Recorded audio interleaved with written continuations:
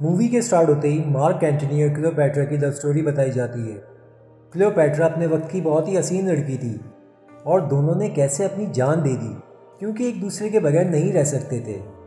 इस दुनिया में बहुत कम लोग हैं जो जानते हैं क्लियोपैट्रा के तीसरे अंडे का राज। अपनी शादी के दिन मार्क एंटनी ने क्लियोपैट्रा को दिए 3 अंडे। हर अंडा अपने आप में बेमिसाल था। सदियों तक इन अंडों को सिर्फ कहानी माना गया, लेकिन तब तक जब एक किसान को 3 में से 2 अंडे मिले। कुछ लोगों का कहना है कि तीसरा अंडा कभी मिला ही नहीं या फिर खो गया। क्लियोपैट्रा का पहला अंडा रोम के म्यूजियम में है, दूसरा अंडा नीलामी में बेच दिया गया। तीसरे अंडे का अब तक किसी को पता नहीं लग सका। देन मूवी प्रेजेंट में आती है जहां हम एक रॉबर को क्लियोपैट्रा के पहले अंडे की कॉपी बनाते हुए देखते हैं, क्योंकि इजिप्ट में एक बिलियनियर की बेटी की शादी होने वाली थी और उसे अपनी बेटी को 3 अंडे गिफ्ट करने थे। तो सीन शिफ्ट होता है रोम में, जहां हम मूवी के मेन कैरेक्टर रॉक को देखते हैं, आई मीन जॉन को। उसके साथ एक इंडियन इंटरपोल ऑफिसर उर्वशी भी होती है। वो लोग म्यूजियम के ऑनर को कहते हैं कि आपके म्यूजियम में क्लियोपैट्रा के अंडे की चोरी होने वाली है, जो कि पूरी दुनिया में सिर्फ 3 हैं। ऑनर कहता है मुझे इस बारे में गवर्नमेंट की तरफ से कोई नोटिस नहीं आया। वो लोग अंडे के पास पहुंचते हैं तो अंडा अपनी जगह पर मौजूद होता है। ऑनर जॉन पर गुस्सा करता है, लेकिन जॉन उनसे थर्मल सेंसर्स लाने को बोलता है। वो अंडे को स्कैन करता है तो सेंसर ब्लू शो करता है। हार्टली ऑनर को बताता है कि क्लियोपैट्रा के पहले अंडे पर 18 कैरेट गोल्ड की परत चढ़ी हुई है, तो उसे रूम टेम्परेचर के हिसाब से रेड शो होना चाहिए, ना कि ब्लू। वहाँ एक बच्चा सॉफ्ट ड्रिंक पी रहा होता है। जॉन उससे ड्रिंक लेकर अंडे पर डालता है तो वो पूरी तरह मेल्ट हो जाता है। तभी पुलिस ऑर्डर देती है सील द रूम। देन इस मूवी का दूसरा मेन कैरेक्टर बूथ वहाँ से भागने लगता है। जॉन उसका पीछा करता है, लेकिन बूथ उसके हाथ नहीं लग पा रहा था। दरअसल बूथ दुनिया का बेहतरीन आर्ट थीफ होता है और वो चोरियां सिर्फ महान बनने के लिए करता है। अब यहाँ जॉन को बूथ की खबर बिशप से चली थी, जो कि खुद एक आर्ट थीफ होती है, और उसी ने इंटरपोल में बात फैलाई थी कि बूथ आज म्यूजियम में चोरी करने वाला है। दैन बूथ म्यूजियम से बाहर आता है और एक साइकिल लेकर वहाँ से भागने लगता है। तभी जॉन अपनी गाड़ी को बूस्ट देता है, तभी उसे साइड से एक कार आकर हिट कर देती है और बूथ वहाँ से फरार हो जाता है। दैन हमें 56 घंटे बाद बाली दिखाया जाता है, जहाँ एक आइलैंड पर बूथ का एक बेहतरीन फार्म हाउस होता है। वो अंदर जाता है, तभी उसके पीछे एक लैंप ऑन होता है जहाँ जॉन बैठा होता है। वो पुलिस फोर्स की मदद से उसे इजीली ग्रैब कर लेते हैं। फिर जॉन उर्वशी को बूथ के बारे में बहुत सारी बातें बताता है कि इस दुनिया में ऐसी कोई चोरी नहीं जो बूथ ने अंजाम ना दी हो, और पैसे के लिए नहीं बल्कि अपने बाप की नज़रों में खुद को अच्छा साबित करने के लिए। दैन उसे पुलिस वहाँ से ले जाती है। उर्वशी जॉन को अंडा अपने पास रखने को बोलती है। वो उसे गाड़ी के बैक एरिया में रखता है। तभी वहाँ पर एक अननोन रॉबर उसे चुरा कर ले जाता है। नेक्स्ट सीन में रोम दिखाया जाता है, जहाँ उर्वशी जॉन से मिलने आती है। कहती है तुम अभी तक गए नहीं। जॉन कहता है कि 1 घंटे बाद की मेरी फ्लाइट है। उर्वशी कहती है कि तुम जा कहाँ रहे। जॉन कहता है मैं दुबई जा रहा हूँ। तभी उर्वशी वो अंडा निकालती है और उसे ज़मीन पर तोड़ देती है। उर्वशी कहती है वो अंडा मैंने तुम्हें दिया था और तुमने हमें ही चीट किया, क्योंकि तुम्हारे बैंक स्टेटमेंट के मुताबिक उसमें $80 मिलियन मौजूद हैं। वो जॉन की कोई बात सुने बगैर उसे अरेस्ट करवा देती है। दैन हमें रशिया दिखाया जाता है, जहाँ एक माउंटेन प्रिजन होता है। वहाँ जॉन की मुलाकात बूथ से होती है। बूथ उससे हाथ मिलाने को बोलता है। जॉन बूथ से कहता है कि तूने मुझे डबल क्रॉस किया। बूथ उसे बताता है कि इजिप्ट का बिलियनियर अपनी बेटी को बहुत ही ख़ास तोहफा देना चाहता है, उन्हीं 3 अंडों का जो आज से 2000 साल पहले मार्क एंटनी ने क्लियोपैट्रा को दिए। बूथ कहता है मुझे दूसरे अंडे का भी पता है। वो जॉन को बताता है कि दूसरा अंडा वेलेंसिया के एक आर्म डीलर सोटो के पास है। उसके हाथ की पकड़ इतनी मजबूत है कि वो किसी को भी मारता है तो उसका गला ही घोटता है। वो अंडा उसके पास है और बहुत सेफ है, जिसे 72 कैमरास हर वक्त वॉच कर रहे होते हैं।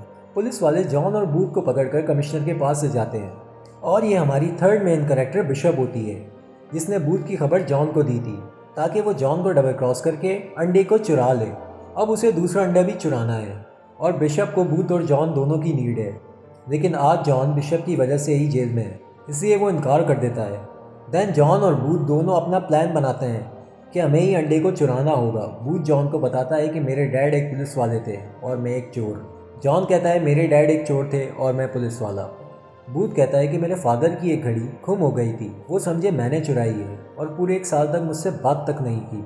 जब वो घड़ी मिली तो डैड ने मुझसे बात करने की कोशिश करी, लेकिन फिर मैंने बात नहीं की। दैन दिन आता है जब मैंने प्रिजन से फ़रार होना था, वो भी 3 स्टेप्स में। पहला स्टेप, साबुन को नाइट्रिक एसिड में डालकर वॉशिंग मशीन में डाल देंगे, जिससे एक धमाका होगा।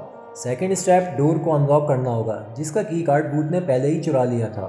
थर्ड स्टेप, पत्थर की दीवार को तोड़कर वहाँ से भाग जाना। इन सब स्टेप्स को फॉलो करने के बाद ये लोग पुलिस हेलीकॉप्टर को लेकर वहाँ से फरार हो जाते हैं। पुलिस इन पर बस फायरिंग ही करती रह जाती है।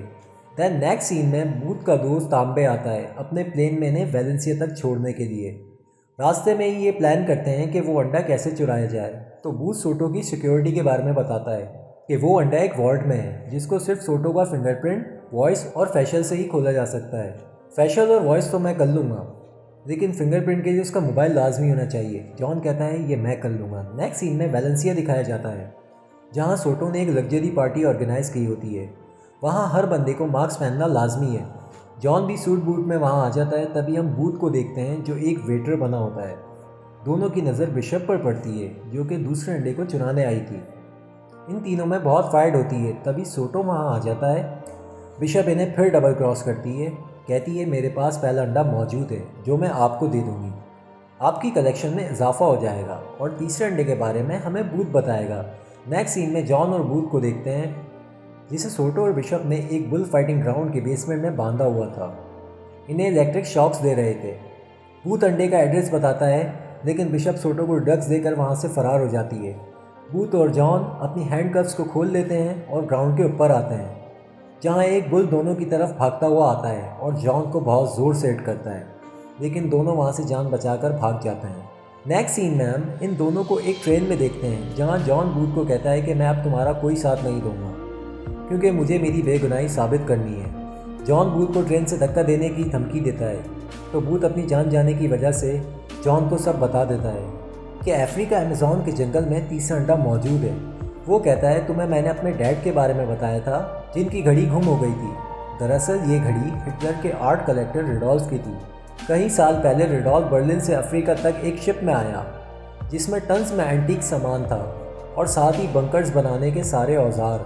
वो हमेशा इस घड़ी को पहना करते थे। मेरे डैड ने ये घड़ी एक ऑक्शन से ख़रीदी थी।